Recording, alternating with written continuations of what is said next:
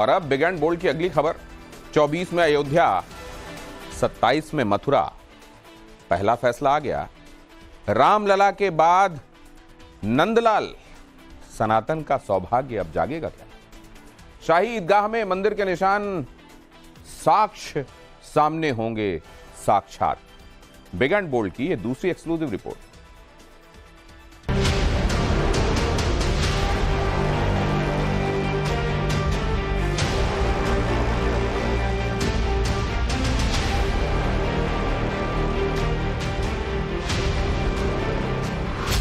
मथुरा के श्री कृष्ण जन्मभूमि मामले में हिंदू पक्ष की बड़ी जीत हुई है।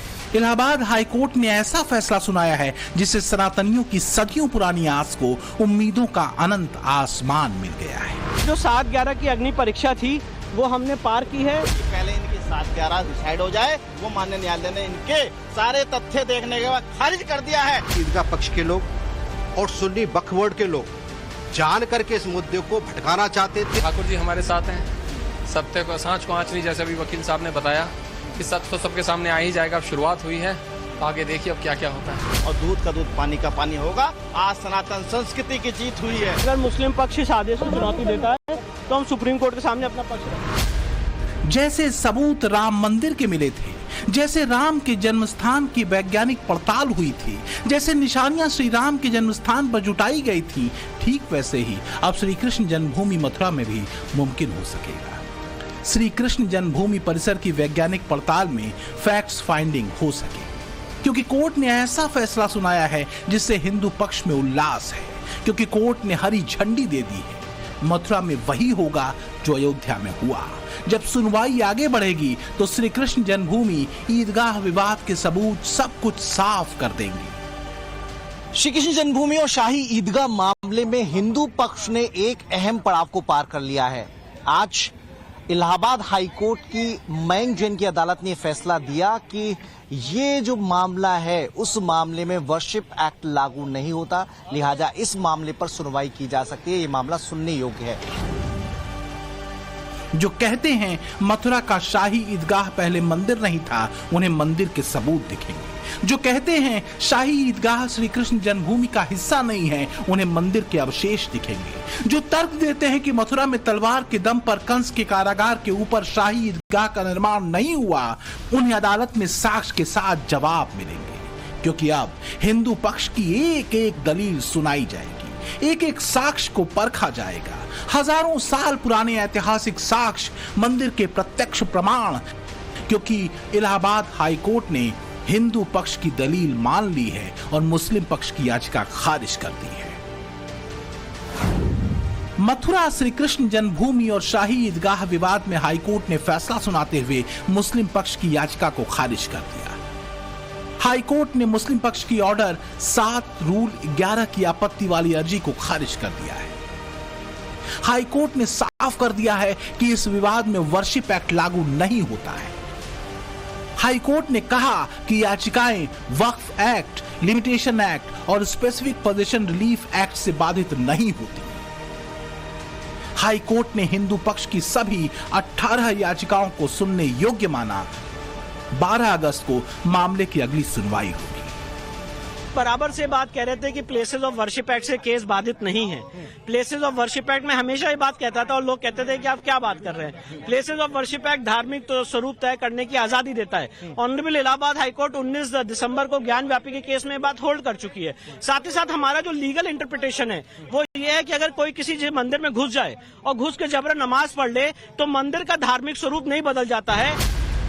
हिंदू पक्ष की तरफ से दाखिल की गई 18 याचिकाओं में मथुरा की शाही ईदगाह मस्जिद को श्री कृष्ण जन्म स्थान बताकर उसे हिंदुओं को सौंपे जाने की मांग की गई है। विवादित परिसर में हिंदुओं को पूजा अर्चना की इजाजत देने की मांग की गई है। विवादित परिसर का अयोध्या के राम मंदिर और वाराणसी के काशी विश्वनाथ मंदिर की तर्ज पर सर्वेक्षण कराए जाने की मांग की गई है।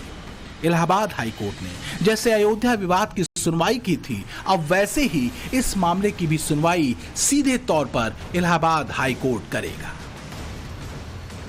थोड़ा मैं क्या पूरे भारतवर्ष में हिंदुस्तान में जिसका जो कृष्ण को मानते हैं, जो करते हैं वो सब मानेंगे इसको। और ये तो हमारे लिए एक समझिए कि कृष्ण का पुनः जन्म हो रहा है, ऐसी बातें हो रही हैं कि ये उनके लिए भव्य मंदिर बनने के लिए पहली नींव की सीढ़ी मजबूत हो गई है। अब आगे चल करके और भी हमको इसके प्रति सजग होकर के आगे कार्य करना है, जिसमें जल्द से जल्द कृष्ण भगवान लला से कहेंगे कि अपनी जन्मभूमि पे भव्य मंदिर बनवाएं। इसीलिए हम आज उत्साहित होकर के कुंवर महंत प्रताप सिंह एडवोकेट की जो किया है इन्होंने, जो इसका परिणाम पाया है, उसके लिए उनके साधुवाद धन्यवाद के है और उनको मैं मिठाई खिलाता हूँ। मैं जन्माष्टमी से पहले आज मिठाइयाँ बट रही हैं। नहीं, जन्माष्टमी ही हो गई आज पुनः, उससे पहले और बहुत अच्छा दिन है आज। वो हम लोग बहुत खुश हैं, मिठाइयाँ खा रहे हैं, हम लोग खिला रहे हैं एक दूसरे को। और जिस तरीके की याचिका आपने लगाई, उन याचिकों पर सुनवाई अब आगे होगी, तो कहीं ना कहीं जो एक हर्डल था वो रुक गया है, वो हट गया है यहाँ से। मैं मानता हूं कि 80% काम आज हो गया है और ये बहुत बड़ी जीत है हम लोगों की। और शुरू से जो शाही ईदगाह पक्ष के लोग कह रहे थे केस नहीं चलेंगे, आज उनके मुंह पे बहुत बड़ा एक करारा तमाचा लगा। हिंदू पक्ष की तरफ से दाखिल 18 याचिकाओं को शाही ईदगाह कमेटी के वकीलों ने हाई कोर्ट में ऑर्डर 7 रूल 11 के तहत चुनौती दी थी। शाही ईदगाह कमेटी के वकीलों ने बहस के दौरान कहा था कि मथुरा कोर्ट में दाखिल याचिका सुनवाई योग्य नहीं है।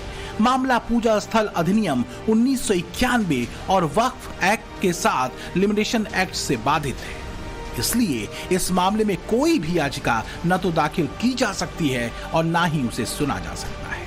लेकिन हाईकोर्ट ने इन दलीलों को खारिज करते हुए कहा कि हिंदू पक्ष की ओर से दायर 18 याचिकाएं एक साथ सुनी जाएंगी। ये फैसला मथुरा विवाद में हिंदू पक्ष की शुरुआती कामयाबी माना जा रहा है। ये सिविल मैटर में एक दीवानी मुकदमे की सबसे बड़ी बाधा जो है वो हिंदू पक्ष ने इस वक्त पार कर ली है। और ऐसे में पोषणीयता का मुद्दा तय होने के बाद कोर्ट को इस बात में समय नहीं लगेगा कि आखिर उसे अब इसमें क्या फैसला देना है। मथुरा, जहां योगेश्वर भगवान श्री कृष्ण का जन्म हुआ था, वो कारागार ईदगाह वाले मस्जिद के नीचे है। दावा है कि मंदिर की जमीन पर मस्जिद बनी है। मस्जिद परिसर के अंदर से परिक्रमा भी होती है। हिंदू पक्ष का दावा है कि 17वीं शताब्दी में उस मंदिर का एक हिस्सा तोड़कर शाही ईदगाह मस्जिद बनाई गई। तब से श्री कृष्ण जन्मभूमि मंदिर और शाही ईदगाह मस्जिद का विवाद चल रहा है।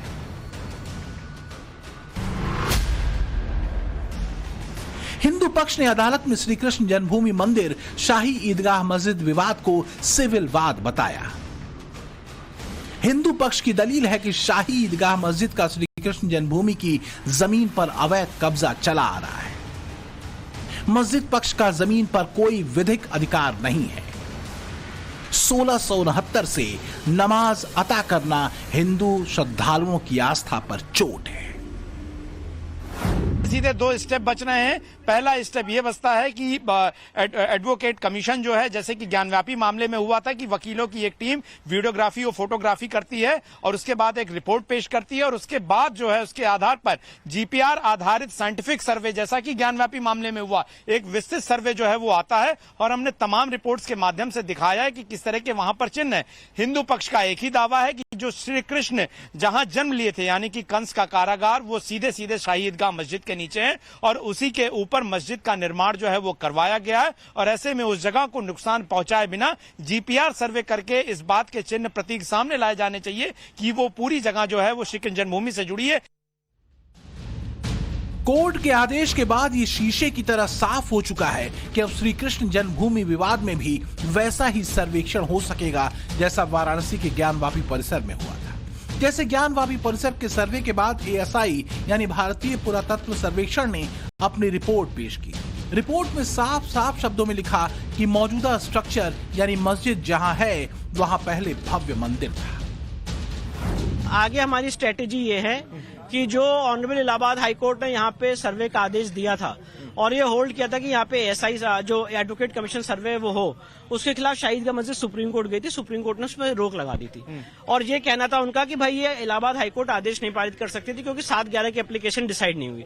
आज 7/11 की एप्लीकेशन डिसाइड हो गई है, तो हम ऑनरेबल सुप्रीम कोर्ट सामने स्टे वेकेशन की मांग करेंगे और ये कहेंगे इसमें स्टे वेकेट किया जाए, एडवोकेट कमीशन को वहां सर्वे करने की इजाजत दी जाए। आज भी वहां पे बहुत सारे ऐसे सबूत हैं जो चीख चीख के कह रहे हैं कि एक हिंदू मंदिर का परिसर है और वो सबूत कभी भी मिटाए जा सकते हैं। इसलिए यहाँ पे एडवोकेट कमीशन का सर्वे, उसके स्टे वेकेशन के हम सुप्रीम कोर्ट जाएंगे। साथ ही साथ जो आज ऑनरेबल हाई कोर्ट ने निर्णय दिया है, इसमें हम कैविएट भी दाखिल करेंगे कि अगर शाहिद का मस्जिद सुप्रीम कोर्ट आए तो उनका स्वागत करने के लिए हम वहाँ पे मौजूद हैं। जैसे ज्ञानवापी परिसर में जीपीआर सर्वे हुआ, अब वैसे ही मथुरा के शाही ईदगाह परिसर में जीपीआर सर्वे संभव हो सकेगा।